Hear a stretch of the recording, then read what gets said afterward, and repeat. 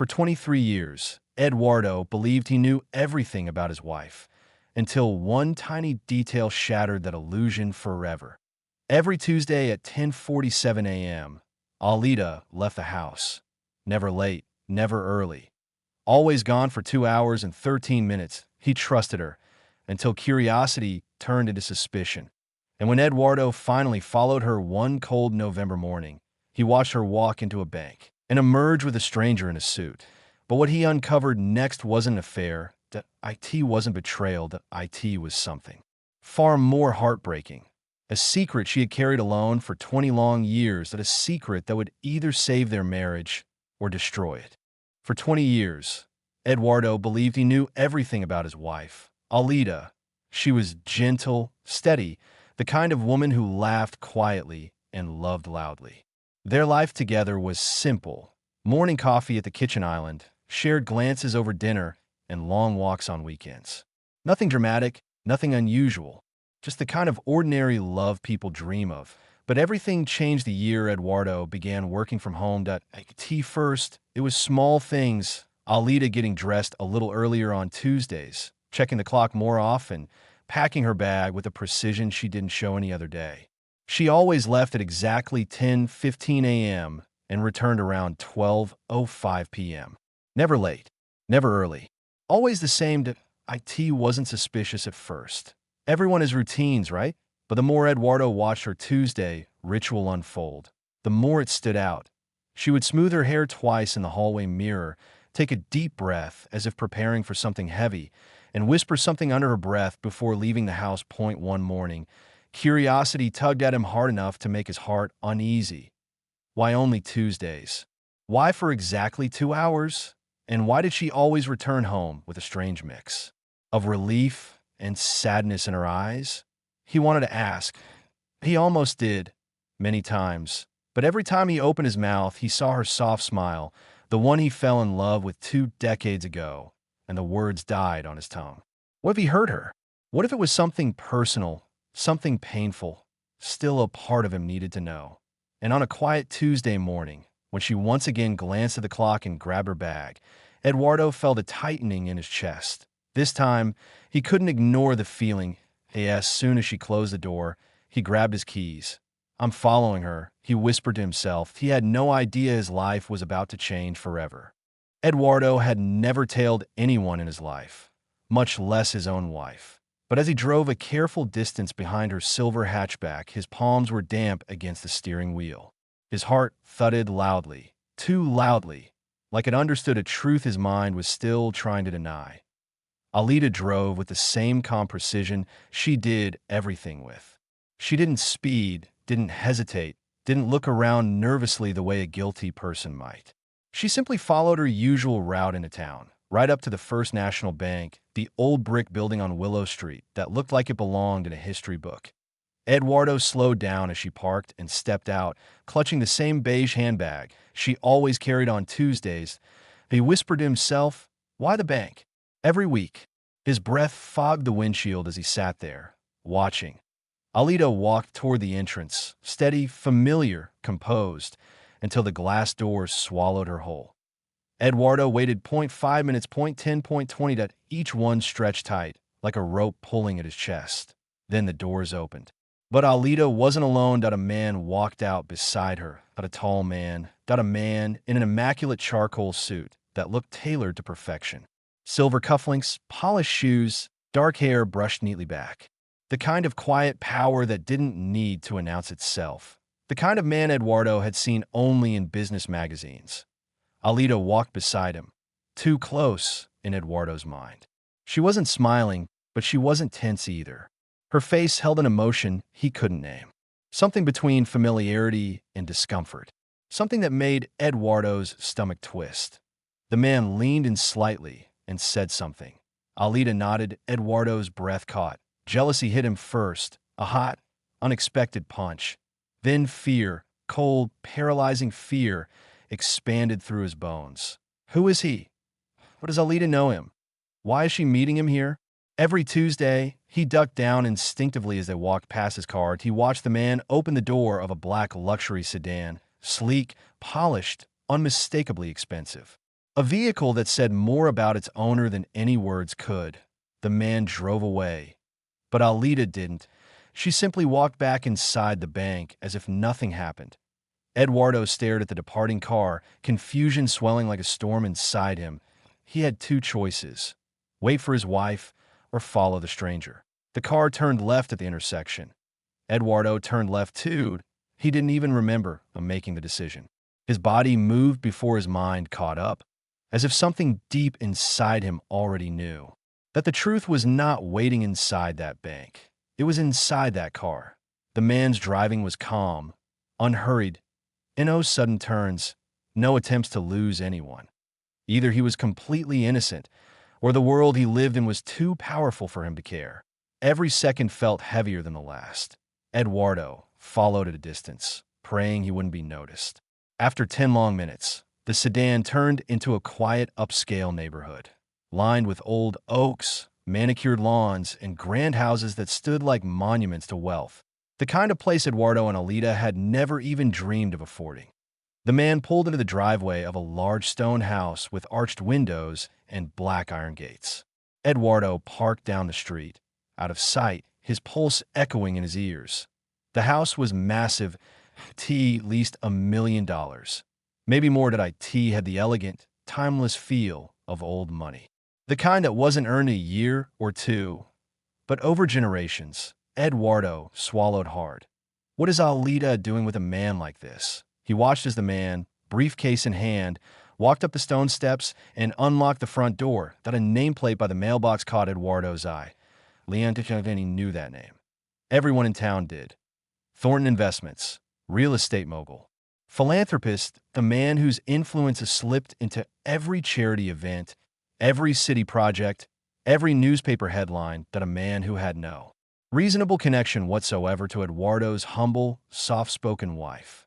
Eduardo leaned back in his seat, mind racing. He thought of Alita's Tuesday routines, her careful dressing, her silent prayers before leaving, her return, always relieved, always a little sad. He had brushed it off as habit.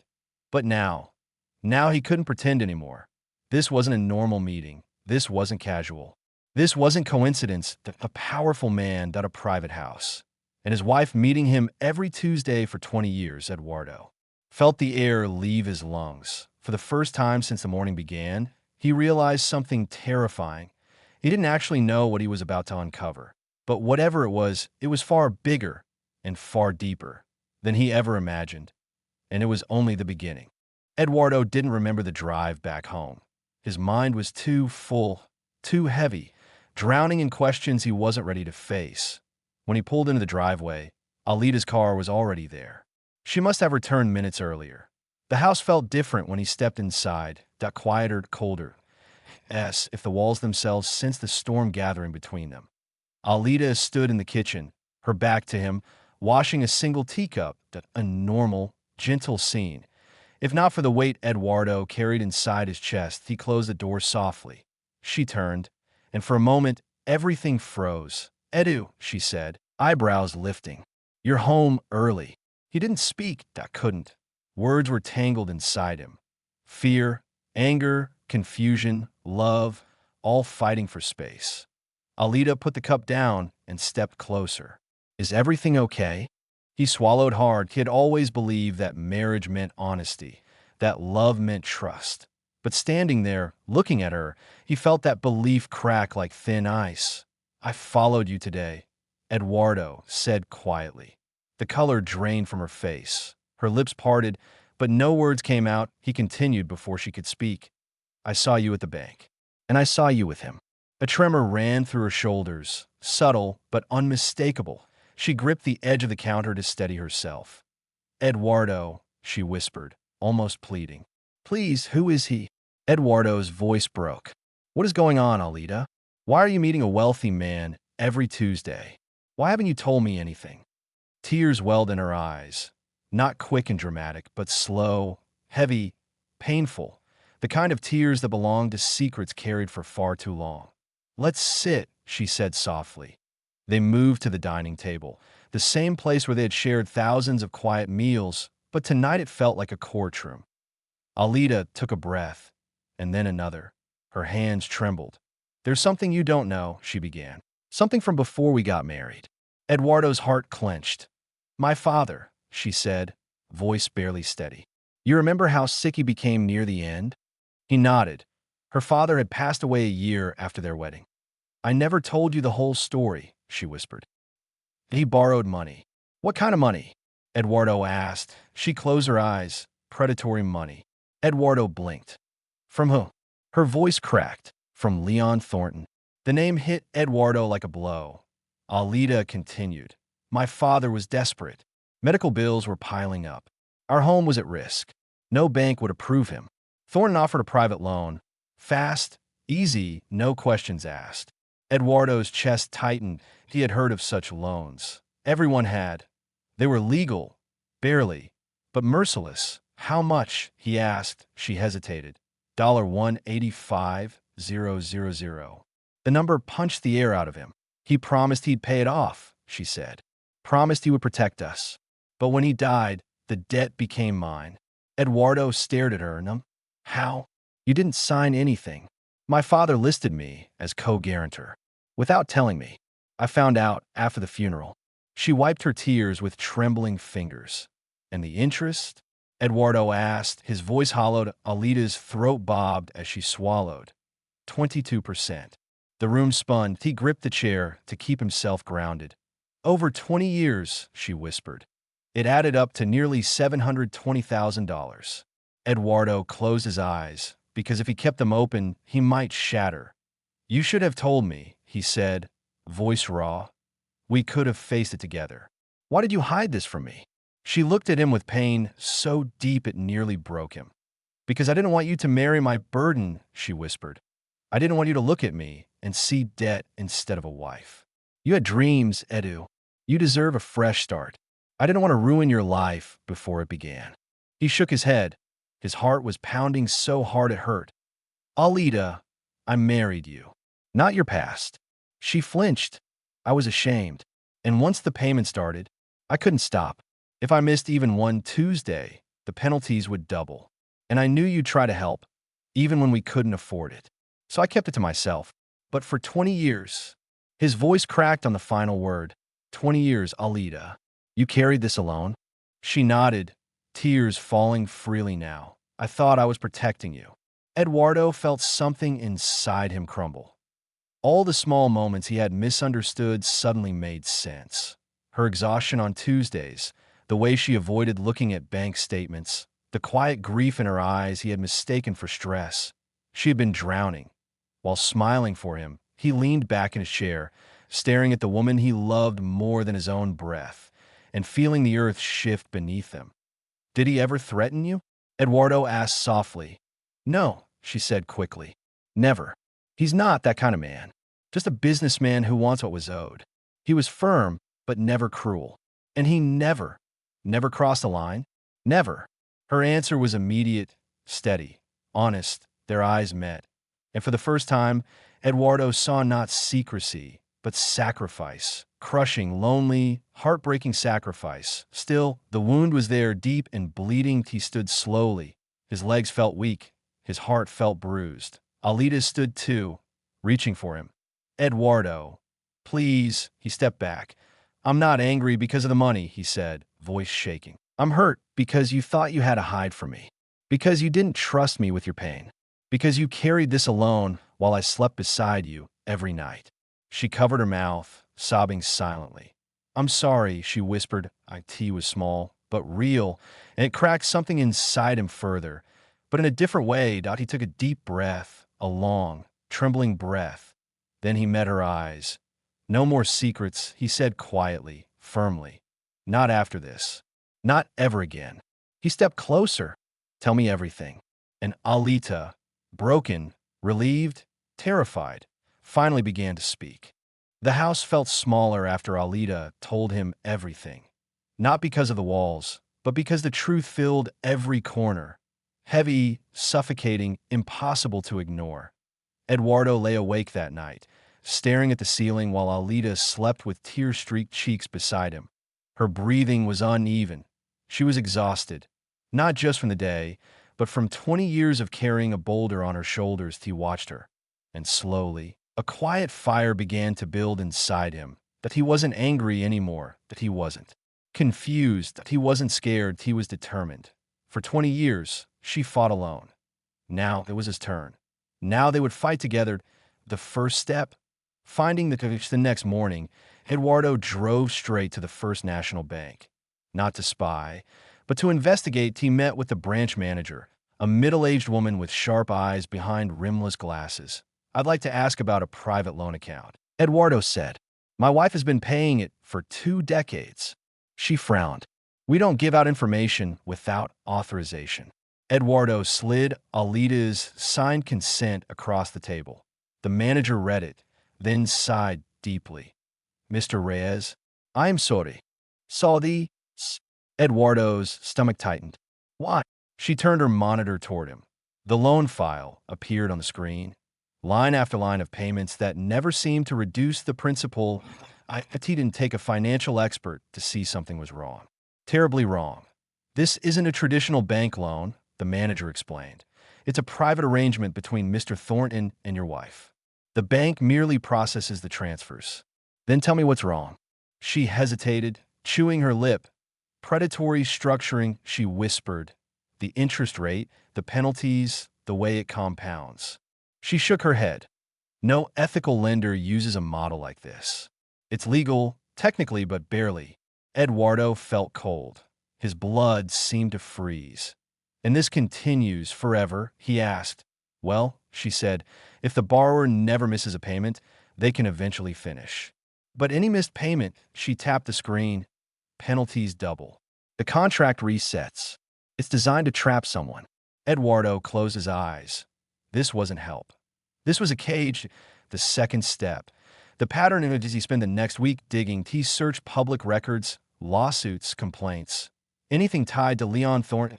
T first. Every article looked clean. Philanthropy, awards, real estate achievements, banking board positions. But buried deep, far beneath the polished surface, were cracks.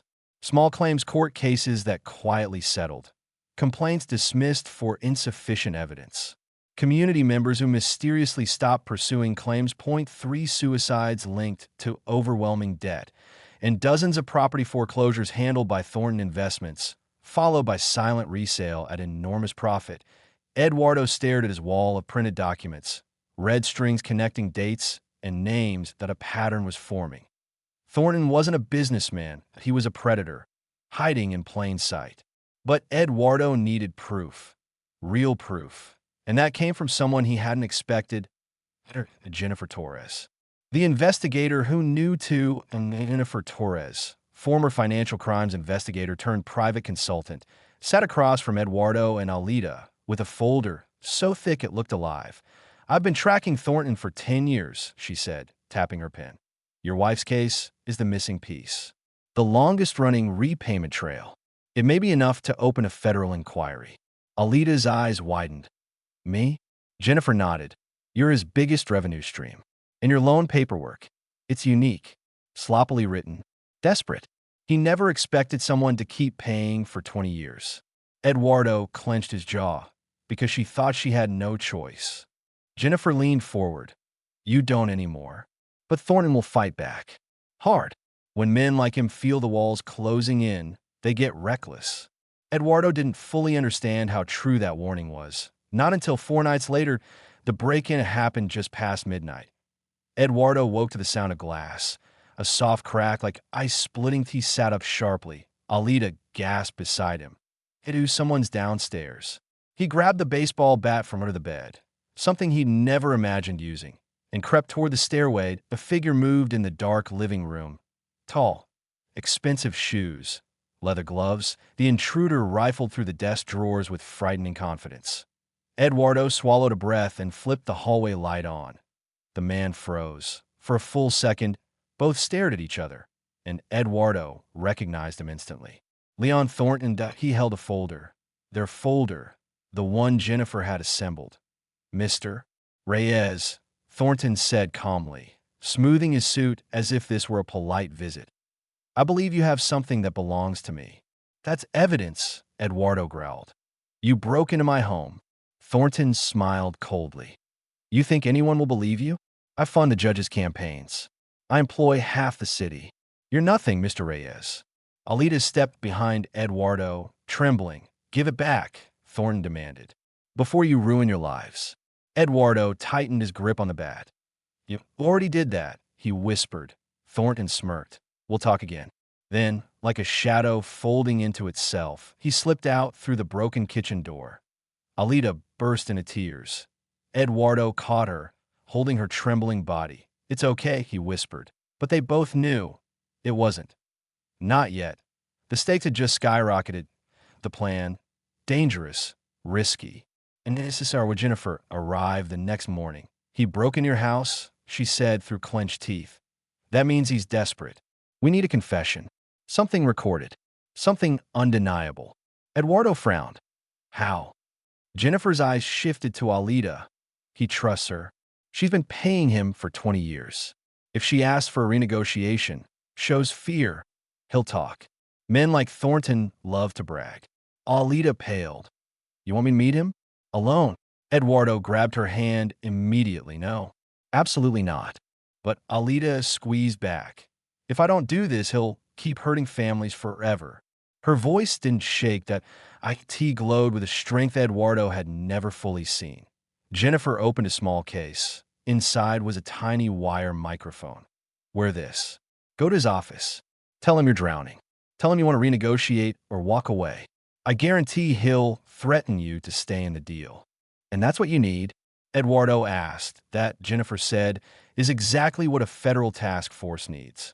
Eduardo and Alita exchanged a long, silent look. Fear, love, determination. Finally, Eduardo nodded. I'll be nearby. He would not lose her. Not to debt. Not to fear. Not to a monster in a suit. The undercover Thornton's private office overlooked the city. Sleek, masculine, the kind of place designed to make visitors feel small. Alita stood in front of him, hands clasped tightly to hide the shaking. Leon, she whispered, I can't keep paying. I need a lower rate. I'm begging you. Thornton leaned back, amused. Lower rate? Alita, you owe me. Your father owed me. This is business. It's killing me, she said. Please. I just need mercy. Thornton laughed. You think you get to walk away? He stood and leaned inches from her face. You owe me $700,000, and you will pay every cent. You don't get to breathe without my permission. Alita felt the world tilt, but she stood her ground. You've done this to others, she whispered. Haven't you? He smiled cruelly. Of course. People are predictable, desperate. They sign anything when they're scared. He tapped her chin lightly. And you, dear Alita, are my most profitable investment. Those words were his downfall, because outside on the street, Jennifer, Eduardo, and 3 investigators listened through headphones. The wire captured every syllable. Jennifer whispered, we got him. Moments later, footsteps thundered up the private office hallway. The door burst open. Leon Thornton, the lead investigator, barked. You are under arrest for predatory lending, fraud, coercion, and financial exploitation. Thornton's face drained of color. What? You know, you can't. His eyes flashed to Alita. You little don't. Eduardo growled from the doorway, stepping inside. Thornton was handcuffed, dragged out, powerless for the first time in decades. Alita collapsed into Eduardo's arms. He held her tightly, whispering in her hair, it's over. It's really over. Outside, the city stretched wide and bright. And in that moment, something even bigger than justice happened. The 20-year nightmare finally loosened its grip. Thornton's empire didn't just crack. It began to crumble, and Eduardo and Alita, for the first time in years, could finally breathe together. The case moved faster than anyone expected. Once the investigators raided Thornton's office and seized his files, the pattern of exploitation was impossible to deny. Dozens of families came forward, each with the same story: quiet desperation, impossible loans, and decades of financial suffocation that Thornton's lawyers tried to fight. They tried to twist the narrative, paint the victims as irresponsible, and bury the truth under paperwork. But the recordings, the meticulous evidence Jennifer had gathered, the testimonies, and Alita's 20-year payment trail, It was all too solid, too damning that in the end, the once untouchable mogul did what every corner predator eventually does. He broke. Thornton signed a plea deal. 12 years in federal prison, surrender of his financial licenses, liquidation of several properties, and restitution to all his victims. When a letter arrived in the mail, Eduardo opened it with trembling hands while Alita sat beside him, holding her breath. Inside was a single statement: victim restitution. $459,000 awarded to Mrs. Alita Reyes. For a moment, neither of them spoke. They just stared at the number. Almost surreal, like something drawn from a life far luckier than theirs. Then Alita covered her face and wept. But this time, her tears weren't heavy. They were light, releasing, transformative.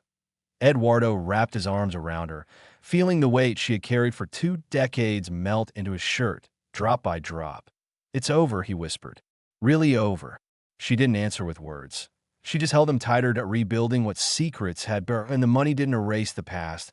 It didn't magically mend 20 years of fear or the distance that secrecy had created, but it gave them room to breathe, room to heal. They paid off their kids' student loans first. Alita insisted. "No child should start life with a weight on their back," she said. "Not after what I lived." Then they repaired their home. The squeaky stairs, the chipped paint, the roof they kept postponing. They sat together every night, not out of habit, but intention. They talked more, laughed more, cried when they needed to, slowly, beautifully. Trust wove itself back into places it had unraveled, and something unexpected happened too. Alita found her voice. The fear that had once lived behind her ribs disappeared. She no longer flinched at mail or bank statements. She no longer checked the clock on Tuesdays. Her shoulders sat differently now, higher, freer, unburdened. Eduardo watched her with thought. He felt like he was meeting his wife again for the first time, but this time without shadows, the foundation of one evening. As they sat on the porch, the idea came naturally. "We should help others," Alita said softly. "People like Papa. People like me." Eduardo nodded. "I've been thinking the same."